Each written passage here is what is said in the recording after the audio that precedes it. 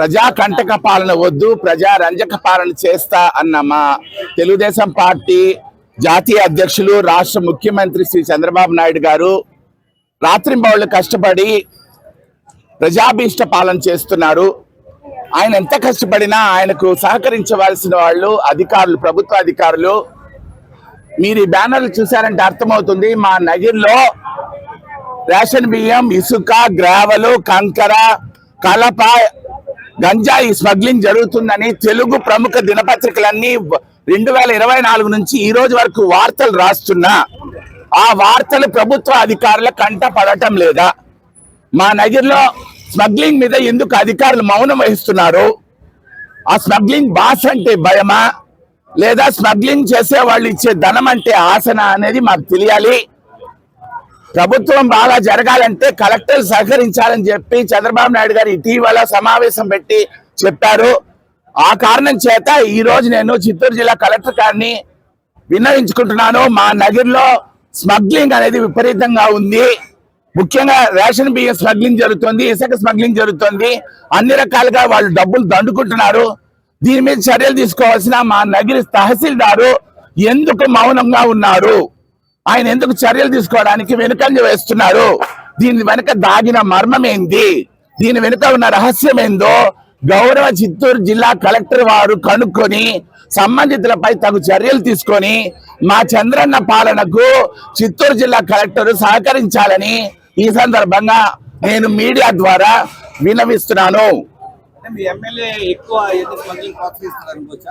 ఒక రకంగా ఈ రాజకీయ మద్దతు లేకపోతే మా నగిరి రాజకీయ నాయకుల, అది పాలక పార్టీ కానివ్వండి, ప్రతిపక్ష పార్టీ కానివ్వండి, వాళ్ళ మద్దతు లేకపోతే ఇంత స్మగ్లింగ్ జరుగుతుందా?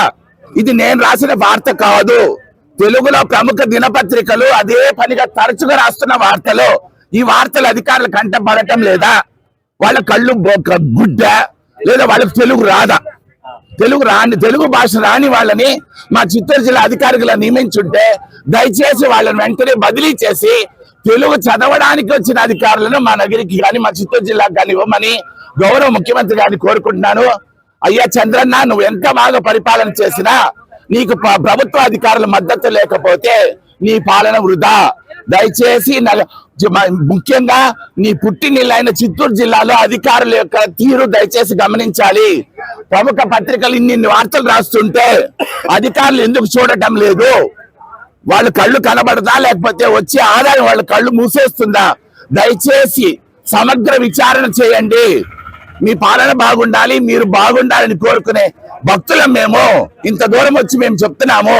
దయచేసి సమగ్ర విచారణ చేసి నగిరిలో రేషన్ దండాని, రేషన్ స్మగ్లింగ్ ఆపండి, స్మగ్లర్లు ప్రోత్సహించే వాళ్ళని ఆపండి. వాళ్ళ వెనుక ఉన్న భాష ఎవరో కనుక్కోండి. ఆ భాష పాలక పార్టీ వాళ్ళ, ప్రతిపక్ష పార్టీ వాళ్ళ తెలుసుకోండి. ఇంటెలిజెన్స్ నివేదికలు తెచ్చుకోండి. ఆ ఇంటెలిజెన్స్ నివేదికలు కూడా రాజకీయ నాయకులు ప్రభావితం చేస్తున్నారు. మీరు ఐవీఆర్ఎస్ అంటున్నారు, అది కూడా ప్రభావిత ఐవీఆర్ఎస్ఏ. మీరు కానీ చర్యలు తీసుకోకపోతే రాబోయే రోజుల్లో తెలుగుదేశం పార్టీ మనుగడ చాలా కష్టం కష్టం కష్టం కష్టం. ఇది మీ భక్తుడుగా నేను చెప్తున్న వినతి. వింటే మంచిది, వినకపోతే మీకే కష్టం, నష్టం. ఏమంటే అన్ని ఇట్లా సంపాదించుకుంటూ పోతే పాలక పార్టీలో ఉన్నవాడు కానీ ప్రతిపక్షంలో సంపాదించుకోకపోతే మా లాంటి భక్తులు ఏం చేయాలి?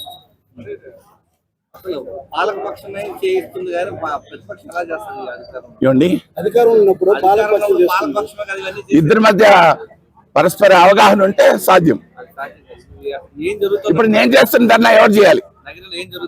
అదిగో నేను చెప్పాల్సి మళ్ళీ చదువుకోండి. ఇప్పుడు నేను చేస్తున్న ధర్నా ఎవరు చేయాలి? ఇది పాలక పార్టీ మీద వ్యతిరేకంగా చేస్తున్న ధర్నా కాదు. పాలక పార్టీ అధ్యక్షుడు అనుమతి తీసుకోవాలి.